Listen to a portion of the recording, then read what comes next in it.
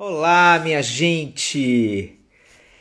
Live de sexta-feira com Patrícia Piper Elke, sobre a psicofarmacologia, a medicação psiquiátrica e a quarentena e a pandemia.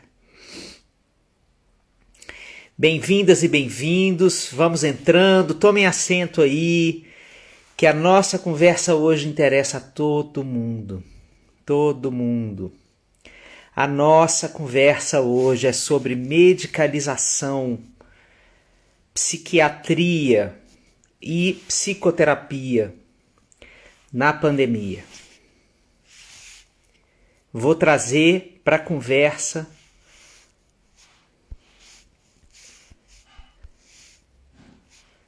aqui. Parece que ela não entrou ainda. Deixa eu ver aqui. Patrícia, se você estiver aí, você me dá um toque de que você já está entre nós, tá certo? Estamos aqui. Minha gente, como tá o frio aí?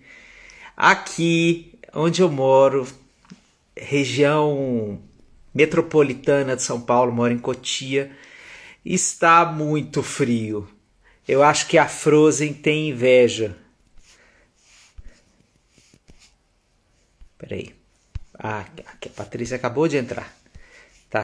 Vamos colocá-la.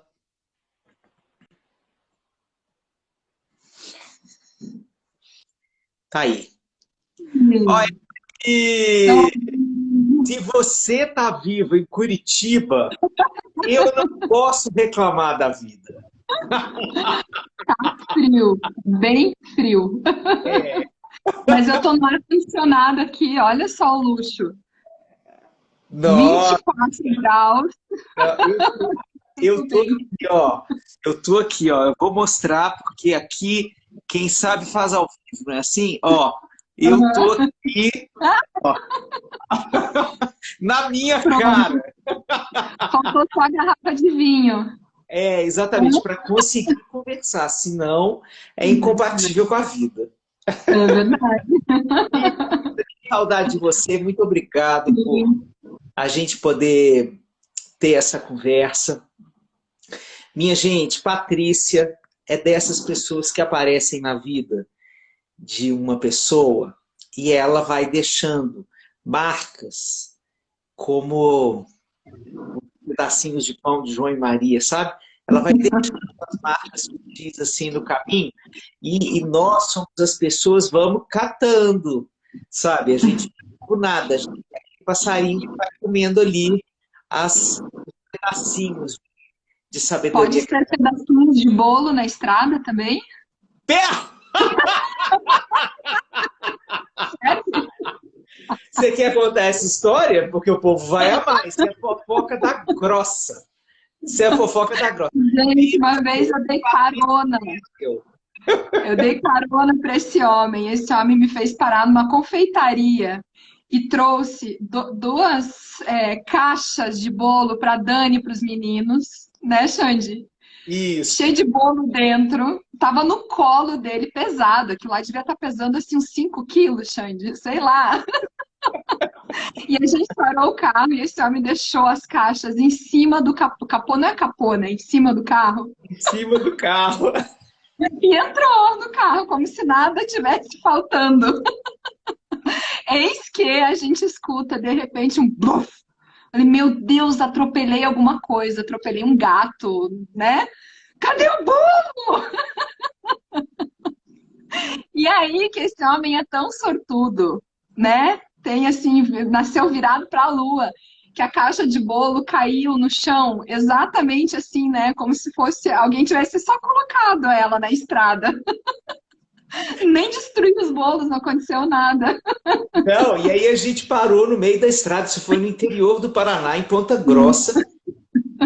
A gente parou no meio da estrada e tinha uma mulher desesperada. O bolo! O bolo! O bolo caiu no chão correndo atrás da gente no carro. Olha, eu só quero dizer uma coisa. Minha mãe está assistindo essa live e ela está falando lá na casa dela assim: ai meu Deus, esse menino não tem jeito. Taurino, né? Esperava o quê? Mas olha, gente, Patrícia, então, é essa pessoa que dá, inclusive, sorte para eu chegar em casa depois de uma viagem dessa videocassetada em forma de bolo, de eu chegar com o bolo em casa. Então, essa mulher é dessas pessoas que a gente traz para a vida e coloca assim do lado do coração.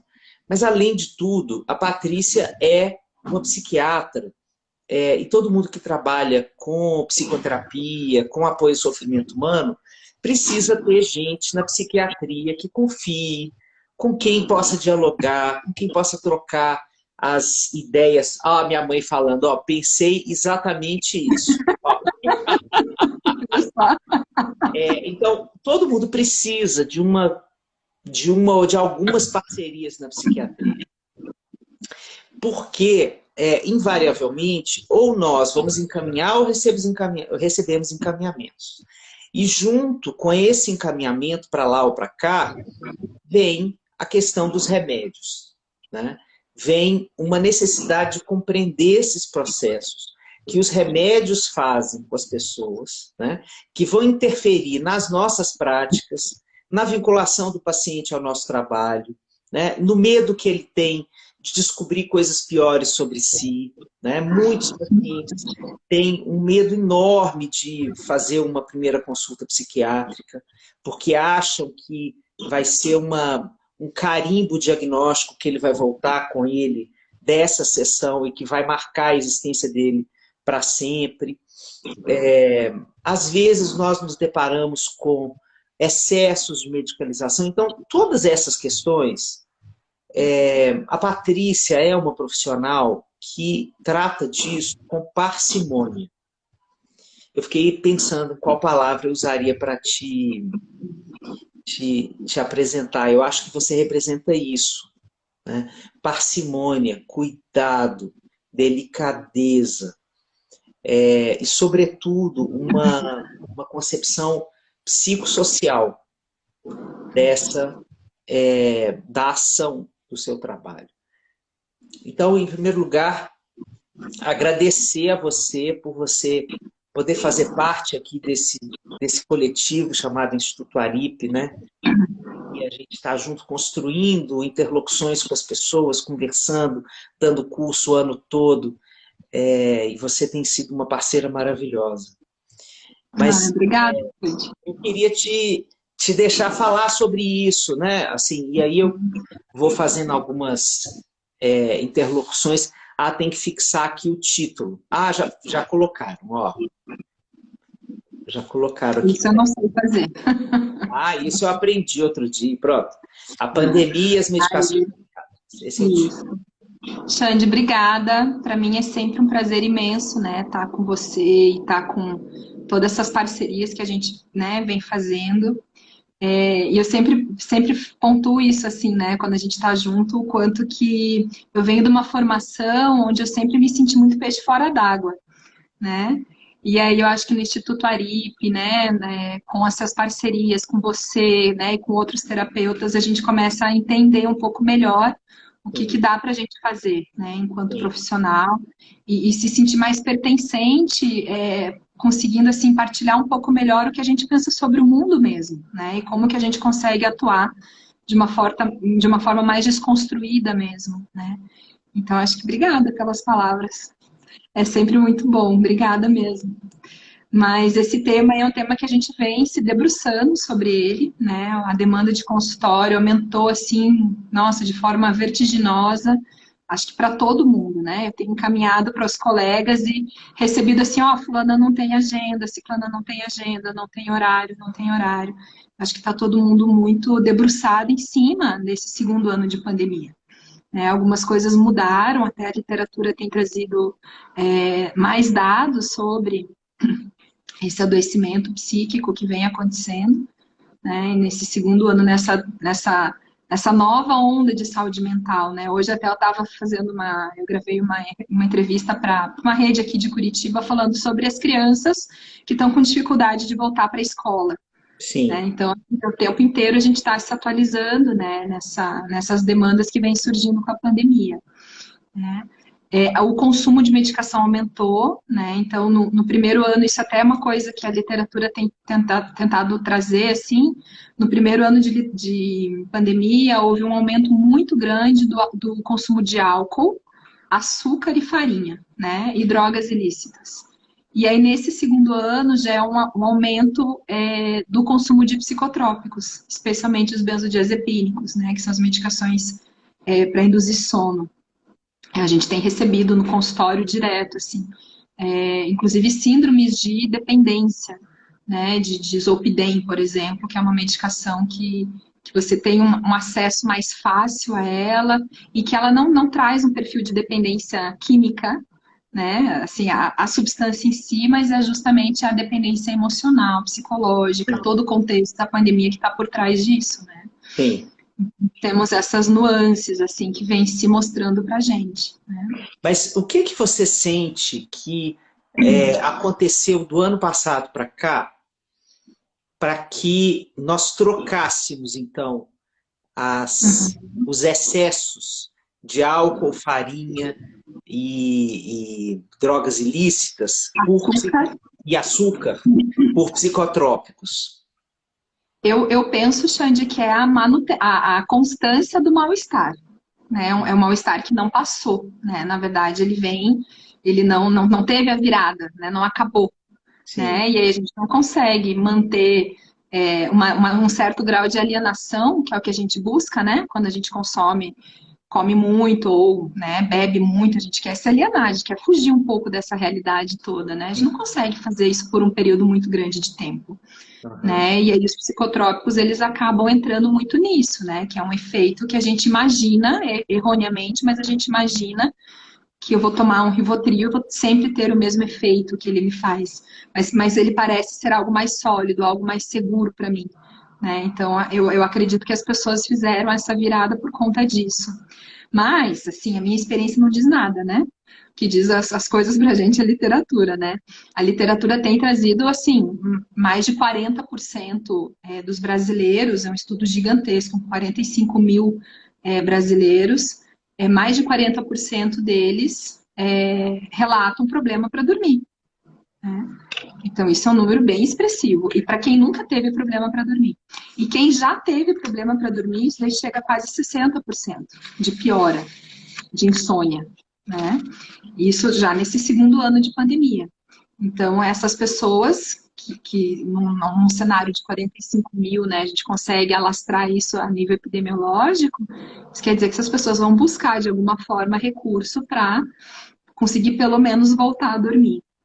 Então, é bem assustador, assim, 40% de relato, né, autorrelato de tristeza ou depressão, 53%, acho que 52, alguma coisa, de ansiedade, né, isso a nível populacional, estudos brasileiros, esse é um estudo brasileiro, né.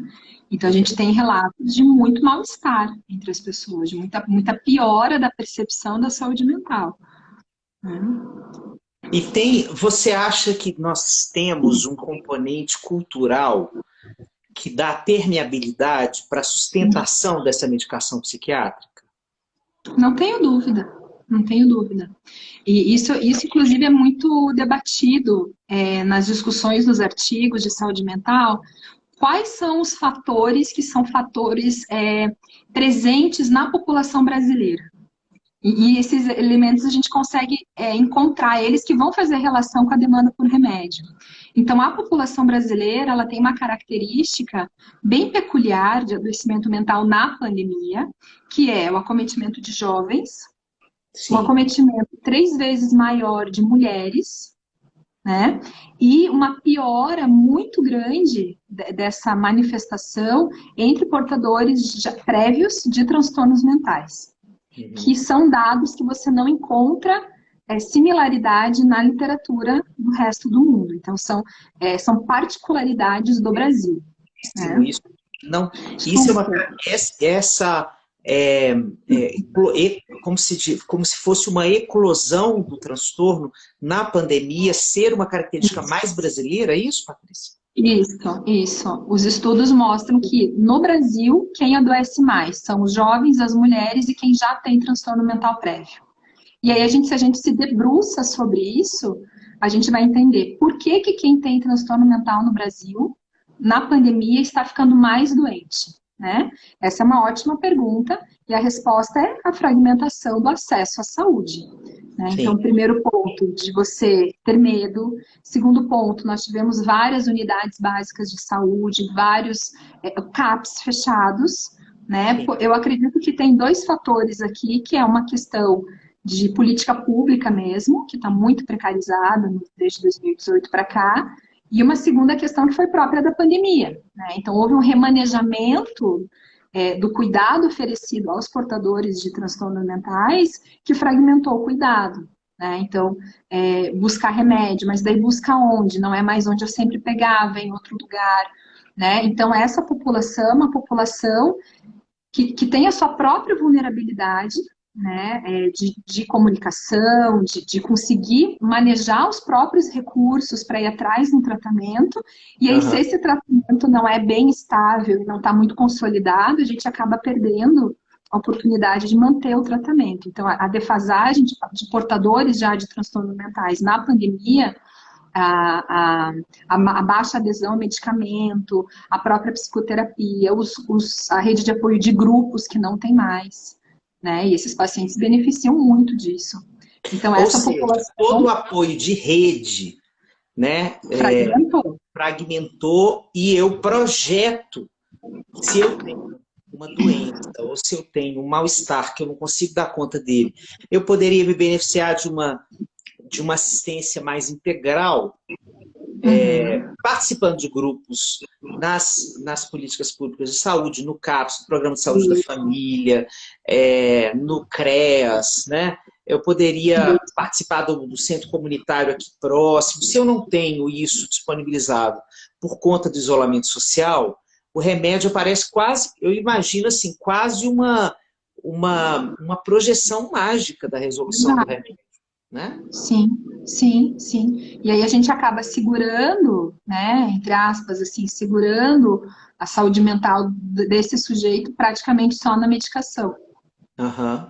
Né? E aí tem você acha que essa característica da eclosão do transtorno psiquiátrico na pandemia, ela é mais brasileira? O que é que os outros países têm que eles conseguiram, por exemplo, preservar do cuidado na pandemia? Não sei, Xande, essa é uma pergunta boa, assim, mas eu acho que passa por vários fatores, assim, sabe? Eu acho que o Brasil, ele vem num desmonte do Temos uma psicóloga do CREAS. Aí, ó, o que ela tá contando pra gente? Ela disse psicóloga do CREAS aqui presente. Pode contar a história aí, depois a gente lê. Né? Mas eu percebo um desmonte muito grande, né, dessa rede do próprio SUS. O SUS, ele é uma rede muito complexa, né, e na saúde mental, ela é importantíssima. Né? Então, se a gente for assim, pensar retroativamente, a gente teve alguns mecanismos, né, de retorno ao manicômio, né, aquela questão que está muito agora vindo muito forte, que são as comunidades terapêuticas focadas num cunho bastante religioso, né, bastante controverso até do ponto de vista científico. Então a gente já vinha num cenário muito ruim de 2018 para cá. Né? Eu acredito que a população que é portadora de transtorno mental já é uma população marginalizada. Né? Já é uma população que tem muita dificuldade de ter a garantia do acesso à saúde. Né? Daí, nesse contexto, fica muito mais difícil. E aí tem uma coisa que eu vejo muito perversa, assim, né? Que a gente se utilizar da pandemia para retirar mais do que essas pessoas precisam, porque essas pessoas precisam, de fato, dos grupos, da psicoterapia, né? Elas precisam, de fato, desse atendimento acontecendo. Né? E aí a gente se utilizou e disse, não, a gente está em plena pandemia, então tem que fechar tudo. Né? Como assim tem que fechar? Né? O risco de violência entre essas pessoas, né, dentro do domicílio, é altíssimo também. Então a gente precisa olhar para essa outra questão. Né? Então acho que essa negligência histórica do Brasil com os portadores de transtorno mental, eu acho que ela vem agora, sim. A minha terapeuta sempre fala, né? 2018 a gente abriu a tampa do bueiro, né? Então, acho que a gente está colhendo esses frutos, né? E os estudos têm mostrado isso, que essa população é uma população muito vulnerável. Então, tanto no acesso à saúde mental, quanto de se contaminar com o próprio Covid. Né? Então, são pacientes que geralmente são mais tabagistas, têm síndrome metabólica, né, por conta até do uso das medicações, acabam ganhando muito peso. Isso também é um fator de risco quando eles acabam pegando Covid. Todas as dificuldades, às vezes até de obedecer, não gosto muito dessa palavra, mas assim, de respeitar, né, as regras de sanitárias, digamos assim. Né? Então, isso acaba também trazendo para eles um risco maior de adoecer do próprio Covid. Né? E aí tem uma série de desdobramentos do próprio uso das medicações, dos internamentos, do uso de corticoide, né, que vai fazer toda uma interação medicamentosa que pode, inclusive, piorar o quadro psiquiátrico. E aí não tem ninguém olhando esse quadro psiquiátrico. Galera que está usando o famigerado tratamento precoce. Nossa, imaginando como isso cursa com medicação psiquiátrica, Patrícia. Isso daí é um pepino, porque o tal do tratamento precoce, ele, tanto a hidroxicloroquina, a cloroquina, a ivermectina, todos eles interferem muito, eles interagem muito com medicações de uso crônico, né, como estabilizador de humor, ácido valproico, o próprio haloperidol. Então, a gente tem vários desdobramentos disso, né, inclusive cardiológicos, né, mas isso está super fragmentado, né, ninguém está olhando para isso. Né? Então é um caos mesmo, é um caos. A saúde mental no Brasil, ela tá caótica. Né? Bom, e o que você acha que todo esse quadro, eu estou aqui agora me colocando, representando um coletivo, que são pessoas que estão dentro das suas casas, trabalhando de forma remota, atendendo, portanto, com todas as limitações, até as potências do online, porque, por exemplo, eu como terapeuta de família e casal, agora eu posso atender os dois, cada um num lugar. Se ele estiver trabalhando e estiver em casa, a gente consegue dar um link para os dois e a gente consegue fazer a sessão acontecer. Mas a gente tem esse processo da reinvenção da assistência através do online. Né?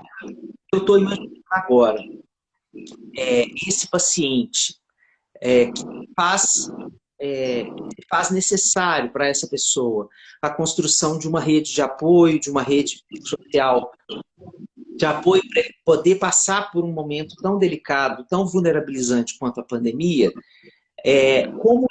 Como você vê a saturação do trabalho do terapeuta nesse momento, né?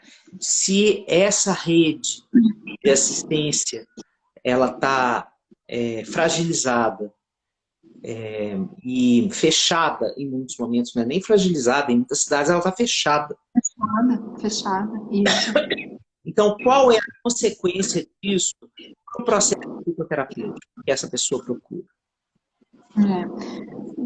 Você diz assim no sentido do psicoterapeuta que está atendendo, do terapeuta que está do outro lado, né? Eu acho que o vínculo eu fiquei pensando em várias coisas aqui, Paty. O vínculo com o terapeuta, né? O quanto de projeção pode existir dessa pessoa, do tipo, me salve, você é a minha única possibilidade de ajuda, você é a minha única referência, você é a única coisa que está aberta, essa janela aqui é a única coisa que está aberta. Então, eu penso assim, Xande, que quando você tem um paciente que consegue fazer um vínculo virtual, pela internet, pela tela com você, eu acho que esse é o melhor dos cenários que a gente tem hoje. Mas a gente tem uma parcela gigante de pessoas que precisam do concreto, que precisam do real para elaborar. Né? Bom, a terapia ocupacional está aí para dizer isso, Nízia da Silveira está aí para mostrar isso para a gente, né? Então, essas pessoas que não estão sendo vistas, né? Quando a gente consegue conectar e ainda elaborar alguma coisa e conseguir ainda trazer até mesmo grupos online, nossa, eu acho que esse cenário assim, é um cenário maravilhoso. Né? Eu estou querendo trazer um pouco da vivência daqueles pacientes que estão, assim, profundamente fragilizados e que precisam de recursos que são recursos do real. Tem paciente que não tolera o virtual, né? Eu atendo uma paciente que ela é portadora de esquizofrenia, que quando começou, agora ela está vindo presencialmente, mas quando começou a pandemia, ela batia na tela assim, ó. Ela põe o dedinho assim, né? Ó, Porque ela queria me sentir, ela queria saber se era eu mesmo, né? E ela psicotizou com isso, né? Então, essa parcela da população que está extremamente vulnerável, né? sim. Extremamente vulnerável. Ela não conseguia pegar remédio mais, porque lá na cidade onde ela não é de Curitiba, ela é de uma região próxima daqui, ó, fechado. Então, a gente tem toda essa dimensão, que é uma dimensão muito brasileira da pandemia, né? Eu estava falando ali um pouquinho sobre quais são os fatores brasileiros, né, do nosso adoecimento. Então, são esses grupos, né, esses grupos vulneráveis, já portadores de transtornos mentais, as mulheres, né? E Sim. aí, assim, acho que chega a ser óbvio, né? Mas como diz um amigo meu, a gente precisa dizer o óbvio hoje em dia, né? Hoje em dia o óbvio precisa ser dito, né? As mulheres estão sobrecarregadas, né? São elas que estão cuidando das crianças, são as mulheres que estão cuidando dos velhos, né? Que também foram aí grupo de risco. Cara, agora um pouquinho mais vacinados, um pouquinho melhor, né?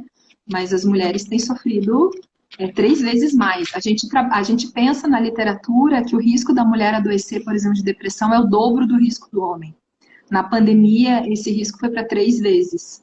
Né? Então, Uhum. a gente teve um incremento disso pela sobrecarga, pelo desemprego, né? Sempre mais fácil demitir uma mulher do que demitir um homem. Sim. Né? Então, a gente tem Ou toda até essa. ter medo de viver, né? Eu tenho trabalhado muito em empresas na pandemia, justamente para fazer trabalhos assim terapêuticos mesmo, de grupo, nessa questão da ligação do home office com a vida familiar. Uhum, Então, uma das coisas mais apavora as mulheres, e quanto maior o, o status dessa mulher na empresa, mais apavorada ela fica. uhum, Estou sempre vendo mulheres dizendo uma coisa muito simples, mas que a gente às vezes não consegue escutar o tamanho do sofrimento que está por trás disso. Por exemplo, o garoto vamos pensar aqui numa realidade privilegiada de quem pode ter home office e cuja criança pode ter educação formalizada. Acontece um bug no computador da criança. Alguma coisa acontece. Outro dia, o Gael estava tendo aula e me chamou no consultório, eu estava atendendo, eu parei o atendimento dele, bati, ele tinha colocado a tela, ele estava com assim, assistindo a aula, eu precisei ir para o Google para entender como é que desvirava o negócio, eu nem sei o que foi que ele fez. Mas, por exemplo, né, uma situação dessa, qual dos dois a criança interrompe? Está a o pai mãe, né? numa reunião e a mãe em outra. Né? Uhum, Turnamente. Então, o que as mulheres dizem nas empresas? Quanto mais o tempo passa na pandemia, mais eu tenho medo de ser desempregada, de ficar uhum, desempregada, de ser demitida. Porque mais acontece esse tipo de coisa, porque a criança fica uhum. ela vai ficando mais intolerante com esse formato de educação, ou com a ausência da rede, dos amigos, da avó, etc. Ela suporta mais, inclusive lá no trabalho. Então, essa é uma angústia que não cessa nas mulheres. Não, não cessa. Não cessa. E isso fazendo um recorte bem privilegiado, né, É Sheila? privilegiado. Porque a gente tá aí com números assim absurdos de violência doméstica, Sim, né? Porque as pessoas todas confinadas no mesmo ambiente, né? A tolerância vai lá embaixo, né? Essas interrupções, essas demandas, né? Isso tudo vai se escalonando no dia a dia, né? Então, a gente voltou a ouvir com a pandemia relatos de violência psicológica muito forte, violência física, né? Violência obstétrica que tinha dado uma amenizada, voltou também. Né? Então, acho que tem muitas coisas aí que é como se fosse o bode expiatório, né? A mulher ela acaba encarnando esse lugar de bode expiatório da raiva do mundo. Né? Eu tenho uma paciente que me falou isso também, eu acho que ela falou sobre o agressor dela, né? Acho que ele tá com tanta raiva do mundo que ele precisa bater em alguém, né? De fato é isso que tem acontecido, né? Então as mulheres estão com risco muito aumentado, né? E por fim os jovens, né? No Brasil a gente tem uma faixa etária de 18 a 30 anos com maior prevalência dessas queixas de ansiedade, de depressão, de insônia e também o maior a população que tem usado mais medicação também, tem procurado mais né, tem se automedicado mais, é a parcela da população que mais está buscando o psicotrópico como solução mesmo, né, para os seus adoecimentos e para suas dores, enfim. Eu acho que isso também traz muito da questão da fragilização do vínculo com as pessoas, né? Da turma, da tribo, né? De estar ali com o pessoal, com a galera.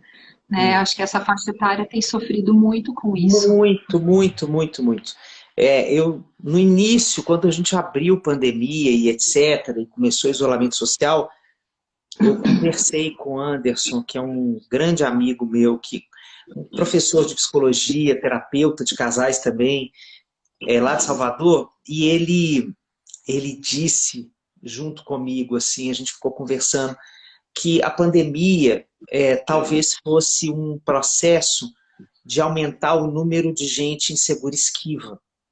Né? Que, pela teoria do apego, o que significa isso? É uma pessoa que cria uma falsa noção de independência do mundo. Assim, eu não preciso das pessoas. Né? Eu abandono o mundo para não ser abandonado por ele. Eu falo para mim mesmo que não preciso das pessoas para eu me virar sozinho, porque eu sei que no final das contas eu vou ficar sozinho. Né?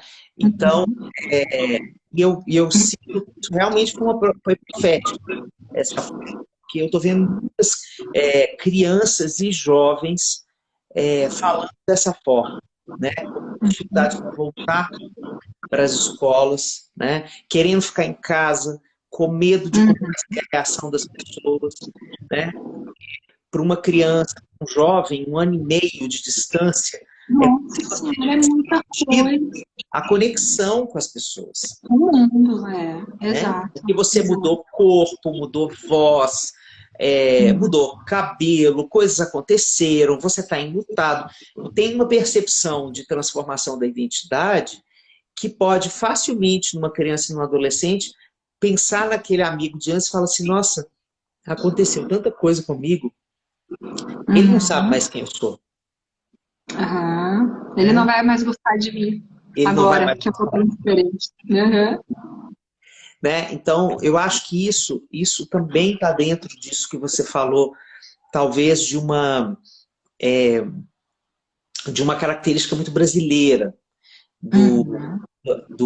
da vivência da pandemia, né? Porque aqui a gente não teve uma política pública de estruturação de um lockdown, né? Em que a gente pôde se recolher e abrir primeira escola e não shopping center, né? A gente não campo de futebol, né? A gente em nenhum momento priorizou a infância.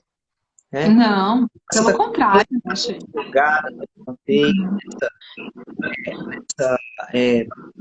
Esse pensamento de como a gente vai realocar as pessoas no convívio cultural, né? Então, acho tudo muito, muito, muito, muito preocupante mesmo. E nisso, você também tem dados de aumento de medicalização infantil? Infantil? Tem aumentado também, Xande. Tem tido bastante procura nos consultórios, né? Depressão infantil, ansiedade, né? Principalmente ansiedade, até mais do que a depressão. Principalmente ansiedade. Né? Crianças que começaram a ter problemas de sono também, né? Que antes não tinham e passaram a ter problemas de sono. Né? Problemas de controle, né? De xixi, de cocô, que já estava resolvido também, com certos graus de depressão, tem aparecido também. Né? As crianças têm sofrido muito, muito, muito, muito, muito. Né? E assim, eu penso que a gente vai, em algum momento, a gente vai pagar essa conta, né, dessas escolhas que nós fizemos enquanto sociedade. Acho que a pandemia está aí, a gente tem que lidar com ela, mas a questão é como que a gente vai lidar. Né? Que tipo de prioridade a gente vai dar. Né? Acho que você falou muito bem, assim, em momento algum a gente priorizou a infância. Pelo contrário, né? A gente só... eu tenho famílias que eu acompanho aqui no consultório que estão trancafiadas em casa, em 4 pessoas. A Solange acabou de falar que a obesidade é um outro problema seríssimo. Seríssimo. Eu tenho algumas cenas, assim, de que eu não atendo criança, né? Mas de eu pedir para minha paciente, né, mostrar as crianças e tal. Eu tenho Mas é um feeling, assim, não é uma coisa que eu, né, não vou falar em diagnóstico, mas sabe o olhar autístico? Sim. Sabe aquele olhar autístico, aquele olhar que não vem, né? Então, claro, estou numa câmera, não estou avaliando, né, a criança, mas assim, eu tenho percebido isso em várias famílias, que eu peço para colocar as crianças, né, na conversa ali comigo, é, dessa coisa assim que tá indigesta, no mínimo, tá indigesta, Sim. né? Crianças Sim. pequenas, né? Muita tela, muita tela, muita tela, o dia inteiro, né? E assim, Sim. é compreensível também, né? Como é que você vai pegar um pai e uma mãe, vai pôr no home office, vai dizer que eles têm que cumprir, né, aquelas metas e vai fazer, Produzir. né? Vai devolver no útero, não tem como, né? É. Então é um cenário assim, complicado. E aí assim, né? Bom, eu tenho uma amiga que diz que quando eu começo a falar dessas coisas, eu pareço a cavaleira do apocalipse, que eu ia emendar no próximo, na próxima desgraça. Ai, meu Deus. Não é bem Tá assim. a cavaleira do apocalipse, né? Patrícia só está sendo responsável com a consciência do que está acontecendo, né? Mas o que eu ia dizer, Xande, que tem vários estudos agora, recentes até, mostrando que o próprio Covid, né? Então, assim, quem ficou de boa, não surtou, não adoeceu, não ficou malucão, né? Que já é uma parcela desse tamanho, mas pegou Covid, aí ele tá lascado igual, entendeu? Não é a cavaleira do apocalipse, né? Se você achou que você era o alecrim dourado que nasceu no campo sem ser Exatamente. semeado, Não, meu bem. Não, meu bem.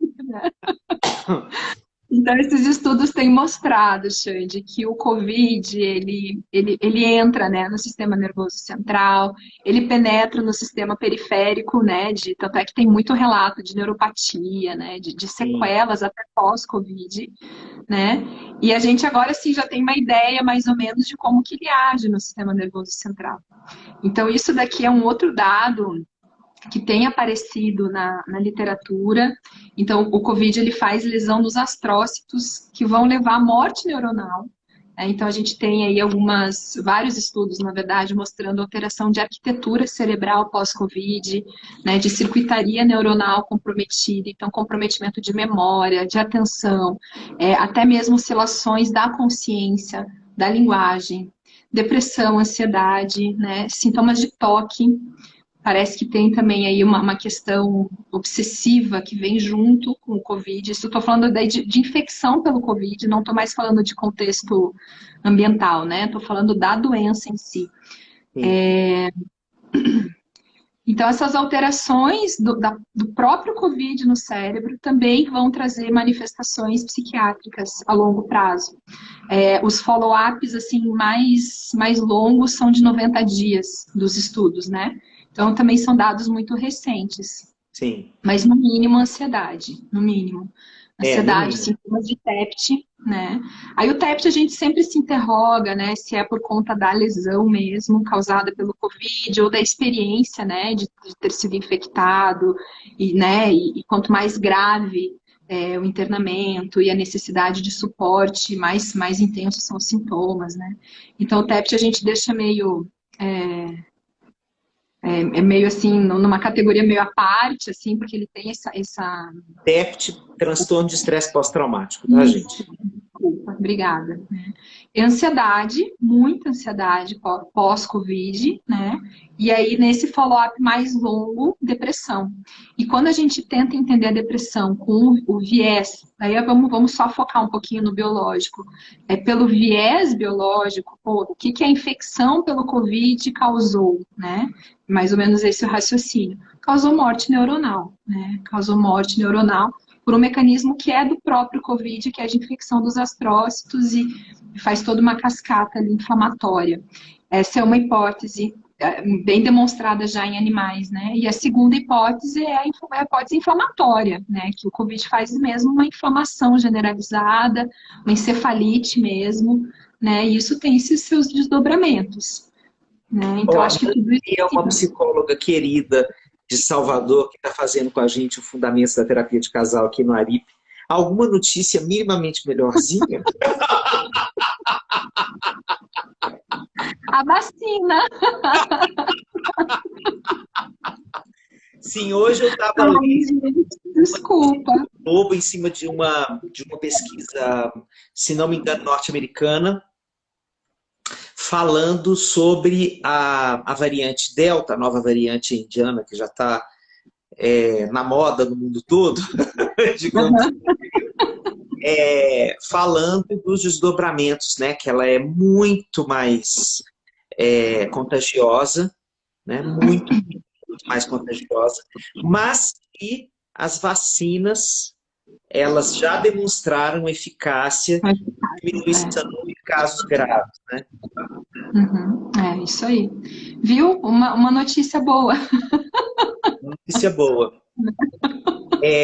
Tem uma coisa, gente, para quem chegou depois, Patrícia Piper, psiquiatra, vocês estão vendo o nível da pessoa. É uma pessoa que fala medicina baseada em evidências. Medicina baseada em evidências é uma medicina que se pauta pelos resultados dos estudos de mais alto grau.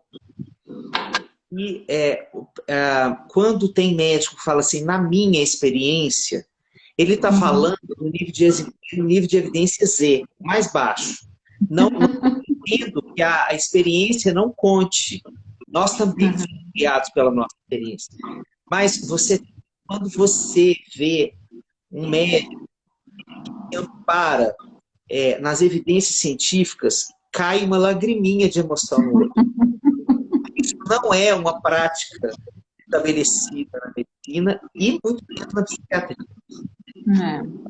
A Patrícia é essa pessoa que traz para a gente essas notícias com a fundamentação dos melhores estudos do planeta e faz essa conexão com cultura, com sociedade. A Patrícia se interessa amplamente por antropologia, né, culturais, por um olhar pluralizado da sociedade que interseccionaliza as coisas. Está aí a Camila. Camila é a chefe do fã-clube da Patrícia Piper. Vocês podem acessar a Camila Santiago, cheerleader, Sabib Yurra.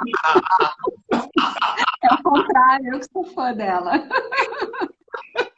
A Camila é maravilhosa. Eu queria uma Camila só pra mim, só pra mim. Camila é tudo de bom. Então a Camila está aqui lembrando o quanto a Patrícia é maravilhosa. E a Patrícia, gente, ela está aqui dentro do Instituto Aripe, conosco, já tem algum tempo, participando de tudo que a gente faz, que tem a ver com a psiquiatria e com este tipo de psiquiatria, que a gente quer cada vez mais que se né? A fala da Patrícia, eu fico imaginando que vocês já estão com vontade de pegar um aviãozinho do direct e mandar esse live aqui para um monte de colega, um monte de gente que precisa escutar como ela fala, do que ela fala. Mas eu queria dar uma notícia muito boa. A gente vai começar aqui em Maripe a segunda turma do curso de psicofarmacologia para profissionais de saúde. Né? Falar um pouco desses objetivos desse curso, como foi a primeira turma, o que você está pensando para essa segunda? Nossa, foi maravilhoso, né, Xande? O ano passado a gente fez, foi assim, fantástico. Foi, na verdade, assim, eu já dei essa aula, eu já tinha pandemia, e eu lecionei essa disciplina na faculdade de psicologia durante alguns anos. E eu sempre quis fazer um curso, assim, prático, né? E claro que na faculdade a gente não consegue fazer só o que a gente quer, né? Sim, sim. Então, esse curso foi muito legal. A gente dividiu ele em quatro módulos, digamos assim. São 2 módulos teóricos, né? Para entender o mecanismo de ação das medicações e como é que funciona. Mas, assim, de uma forma muito dinâmica, porque se a gente for pegar e estudar muito, assim, pau a pau, é muito cansativo. Então, não faz muito sentido para psicoterapeuta. Acho que o psicoterapeuta ele tem uma demanda mais de dia a dia mesmo. E como eu sou psicoterapeuta, eu acho que eu consigo transitar melhor, assim, né? O que eu preciso saber sobre isso, né? Então, esses dois módulos são mais teóricos, eles são mais... fala mesmo de neurotransmissão, fala de como que age, como que não age. E é muito legal, assim, porque uma das coisas que eu tenho muito orgulho de fazer, assim, é conseguir condensar o mecanismo de ação de todos os psicofármacos em um desenho, né? Eu adoro essa aula, assim. Os meus alunos da faculdade sempre retomam nela. É uma coisa bem didática, fica bem tranquila, bem fácil, assim, de visualizar. A gente simplifica sem deixar o troço bobo, sabe? Então, é uma simplificação para você conseguir alavancar mesmo o estudo, né? E aí, qualquer coisa que você lê, depois você tira de letra, né? E daí, os dois outros módulos são módulos práticos, de discussão de casos, são casos que eu elaborei, casos reais. E aí, você sabe que depois de terça, que a gente fez o nosso rolê artístico, eu pensei que a gente podia fazer uma outra coisa, mas eu quero falar com você antes. Já tô com ideia. Enfim, mas quem sabe a gente consegue fazer uma coisa, um atendimento, alguma coisa assim. Você me convidar para fazer, Paty. Eu assino primeiro, depois eu te pergunto o que é mesmo que você quer. Combinado. Tá gravado, hein? Tá gravado, vocês podem me cobrar. Podem me cobrar. Eu Mas até isso. bolo com você, Patrícia. Olha, até muito chega. Muito bom. Então é isso, Xande. O curso ele é basicamente isso. E aí daí tem assim algumas dicas que a gente vai construindo de um roteiro. Essa é uma parte bacana também eu demorei alguns anos para chegar nisso, né? Como que a gente consegue ensinar para um psicólogo como que um médico pensa, né? Para eles conseguirem pensar juntos, né? Então eu tenho nessas aulas a gente usa um roteiro de perguntas e respostas que sem perceber a gente já está trabalhando o raciocínio clínico mesmo, né, dos médicos. Sim. Então fica uma coisa, sabe aquela coisa que se aprende sem querer aprender? Sim. É mais ou menos isso. Então fica bem gostoso. Então, Isso. gente, a Patrícia é essa professora com esse nível de didática, com esse cuidado, e ela é o melhor dos dois mundos, porque ela entende da medicalização de quem é do lado de dentro disso, tem um olhar crítico psicossocial para esse processo, não é aquela pessoa que vai saturar o paciente de medicação, e ela vai pagar o preço desse tipo de paradigma, né? Com o paciente, na vinculação, na construção de uma aliança terapêutica, e ela vai fazer dessa aproximação que ela tem com o paciente, por ser um psicoterapeuta, uma ponte para que nós possamos entender isso melhor.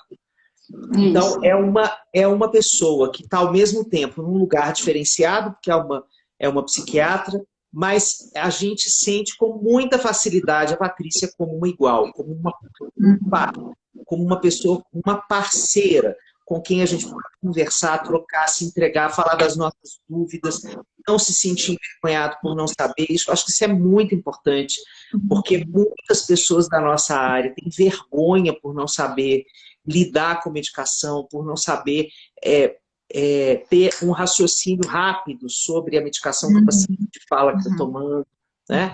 Então, acho que é a coisa que a Patrícia faz.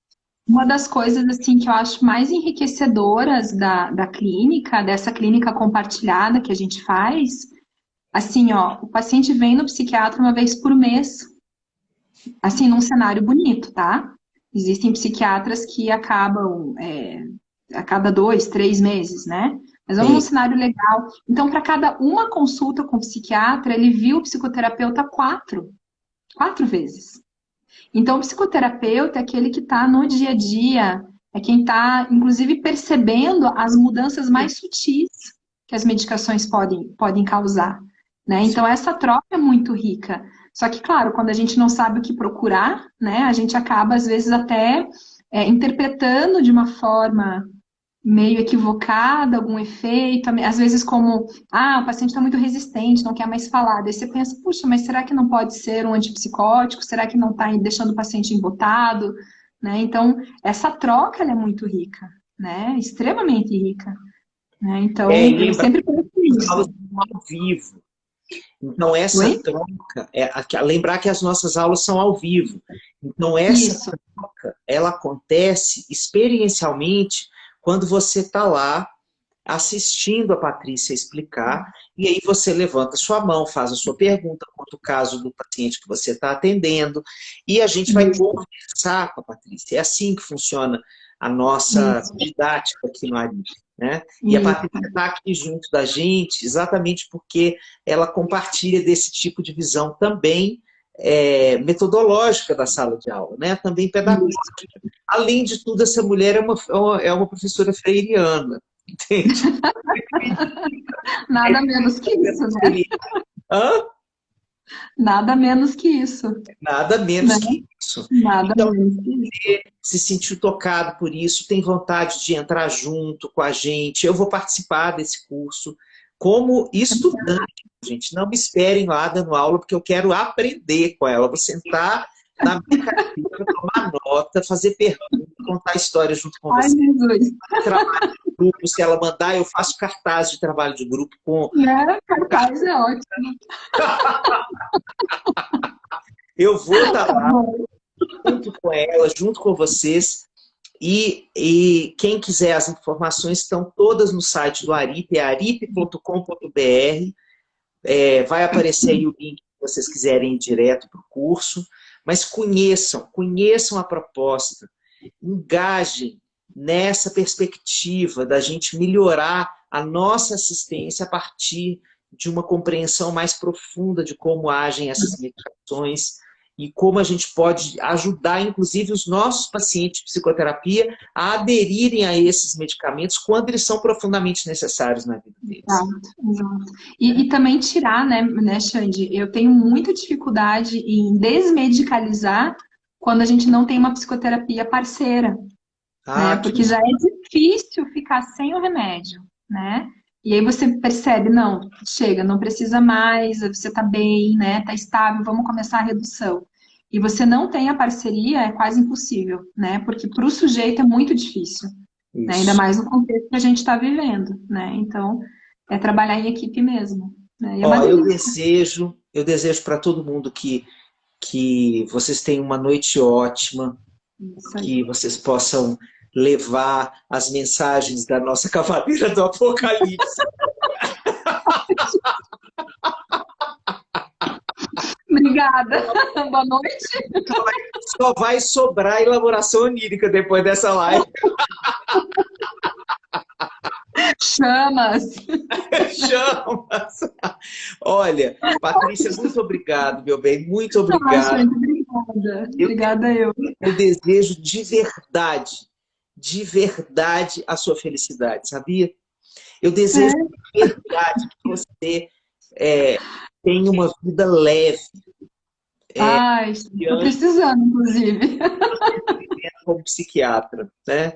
A gente conversou muitas vezes durante essa pandemia e eu sei que tem sido muito difícil para você também assistir mulheres tão adoecidas, com quadros tão graves. Então, te deixo um abraço, te agradeço pela sua tenacidade nessa profissão e pela sua generosidade de trazer isso para a gente como professora. Obrigada, Xande. Obrigada. Obrigada por me fazer sentir pertencimento. Eu acho que é assim que eu me sinto com você e com a Arip, sabe? Me sinto na minha tribo. É muito bom. É isso mesmo. E essa é a sua tribo mesmo. Obrigada. Venha fazer parte dessa tribo, venha fazer parte desse coletivo junto com a gente. Boa noite para todo mundo. Obrigado, Paty, mais uma vez. Um beijo, Xande. Um beijo para a Dani e para os meninos. Obrigado. Tchau, tchau. Tchau, até depois. Tchau, pessoal. Boa noite.